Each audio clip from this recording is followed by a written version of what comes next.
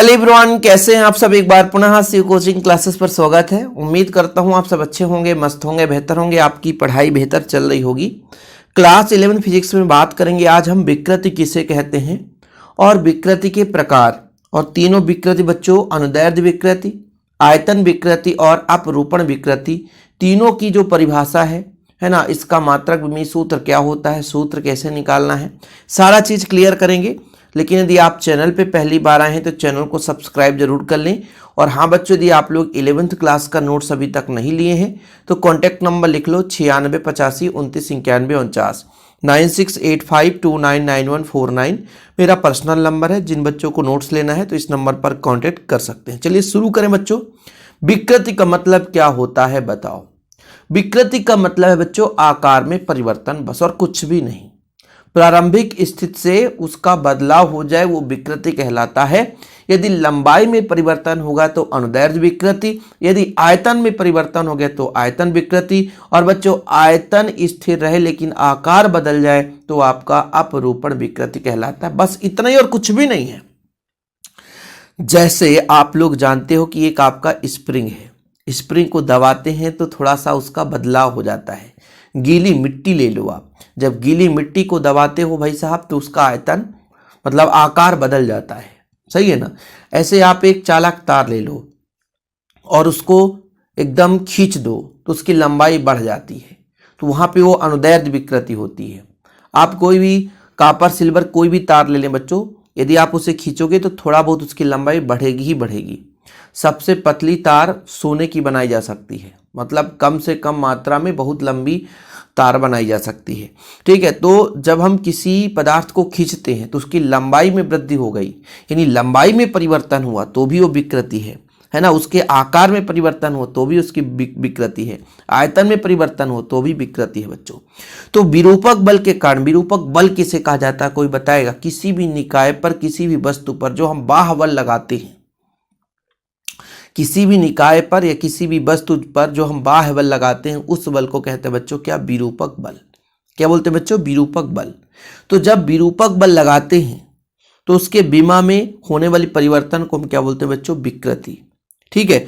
अब जैसे मान लीजिए मैं आपसे कहता हूं कि यदि लंबाई में परिवर्तन हुआ होगा तो इसका सूत्र होता है लंबाई में परिवर्तन बटे प्रारंभिक लंबाई। थोड़ा आप समझना, केवल लंबाई की बात कर रहा हूं मैं।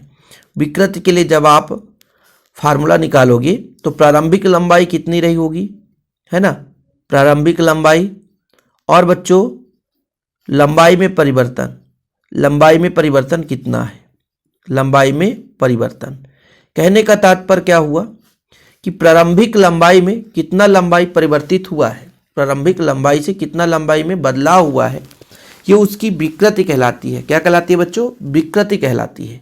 तो यदि मैं इसका मात्रक या विमीय सूत्र निकालूंगा तो केवल L, यहां भी है लंबाई, नीचे भी L है तो L से L खत्म, तो ना तो इसकी कोई विमा होती है ना तो कोई इसका मात्रक होता है।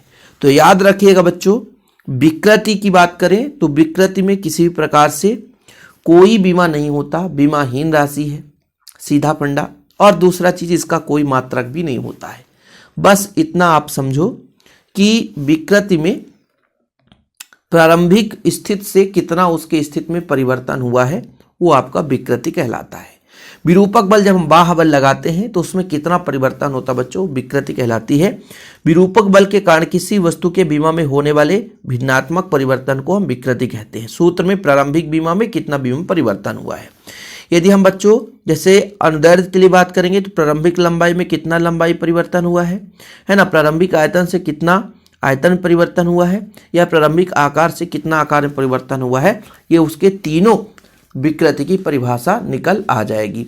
विकृति 3 प्रकार के होते हैं बच्चों, ये पूरा नोट्स में ही पूरा रहता है, इसलिए तो कहता हूं कि मात्र 100 रुपये लगता है, लेकिन ऑल चैप्टर के नोट्स कोई भी बच्चा ले सकता है यार, है ना, ठीक है, कोई भी बच्चा ले सकता है इतना तैयारी के लिए। देखो अनुदैर्ध्य विकृति क्या होता है कि विरूपक बल के कारण किसी वस्तु की एकांक लंबाई में वृद्धि हो जाए तो अनुदैर्ध्य विकृति होती है। मतलब किसी वस्तु पर बल लगा दें तो उसकी लंबाई में परिवर्तन हो जाए तो आपका अनुदैर्ध्य विकृति हो जाएगा।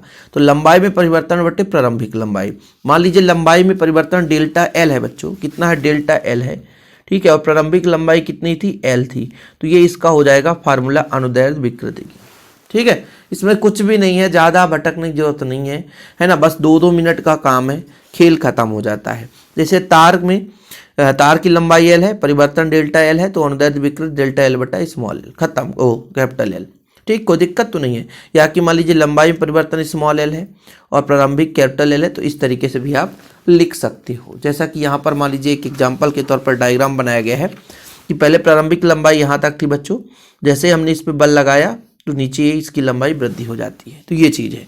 अब देखते हैं आयतन विकृति। वस्तु के एकांक आयतन में होने वाली परिवर्तन को आयतन विकृति कहते हैं। बस परिवर्तन ही आपका आयतन विकृति है, कुछ भी नहीं है बच्चों, सिंपल है, खत्म कहानी। आयतन परिवर्तन बटे प्रारंभिक आयतन, जैसे डायग्राम है आप देख सकते हो। जैसे आप लोग आयतन परिवर्तन, एक बढ़िया एग्जाम्पल बताऊं, गुलाब जामुन जब हम तेल में पकाते हैं तो छोटा रहता है, और जैसे उसको शीरा में डाल दे तो उसके आयतन परिवर्तन हो जाता है। सबसे बड़ी एग्जांपल आप देख लेना, आप अपने घर में कभी गुलाब जामुन बनते देखे होंगे तो मज़ा आ जाएगा, वहाँ पे देख लेना, बड़ा हो जाता है। ठीक है, या कि मान लीजिए कच्चा ही आटा का लगा रहता है, जैसे पाउडर का बना रहता है, जब उसको तेल में पकाते थोड़ा सा बड़ा होता है, और जैसे शीरा में डालते तो और बड़ा, आयतन में वृद्धि हो जाती है। अपरूपण विकृति का मतलब आयतन वही रहता है, आकार बदल जाए। देखिए पहले ये आकार अब मेन है, फिर डॉटेड लाइन से जैसे इसमें बल लगाया तो थोड़ा सा ये खिसक गया, तो आयतन फिक्स रहता है, लेकिन आकृति बदल जाए बच्चों, वहाँ पर आपका अपरूपण विकृति। और इसमें कुछ भी नहीं है, यदि परिभाषा आ जाए तो आप लोग लिख देना, ज़्यादा कुछ है नहीं, इसलिए ज़्यादा हम इस पर चर्चा भी नहीं करेंगे, क्योंकि जो काम का चीज़ है वही पढ़ेंगे, ज़्यादा लंबा समय लेने देने से कोई फायदा नहीं है। ठीक है बच्चों, बाकी इसके बाद हुक का नियम पढ़ेंगे, प्रतिबल पढ़ेंगे, सारा चीज़ अब आपको कराएंगे। लेकिन हाँ भाई, चैनल पे पहली बार है, चैनल को सब्सक्राइब कर लें, नोट्स ले लें। कॉन्टैक्ट नंबर है 9685299149, 9685299149 मेरा पर्सनल नंबर है। जिन बच्चों को नोट्स लेना है तो नोट्स ले सकते हैं। फिलहाल अभी के लिए इतना ही। जय हिंद, वंदे मातरम।